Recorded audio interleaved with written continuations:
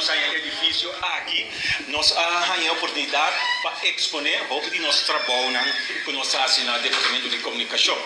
E nós temos a oportunidade para usar nossa ventana também para um centro de exposição.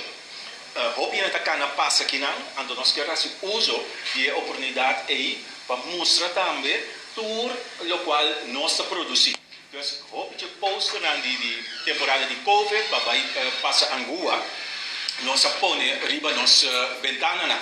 Nós queremos seguir estimular torrente assim, para tomar vacuna para Covid, para prevenir Covid, pero nós trabalhamos agora de uma outra fase também. Então, mirando que sei, nós decidimos agora de uma oportunidade na outra para o uso de nosso edifício. Pensei, tem conversação com Tatiana Nicolás, docente na SGB de arte.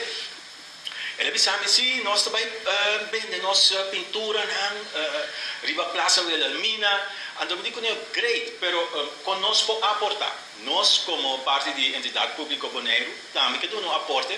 Então, assim, nós temos papel, ok, tem oportunidade para o aluno vir exponer na pintura, cerca nós.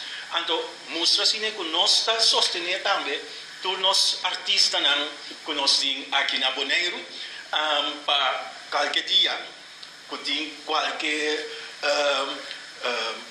exposição, não para pôr na pintura, então nós podemos dizer também que nós aportar, fora de dia não está chiquito, que não para vir artista na hobby grande.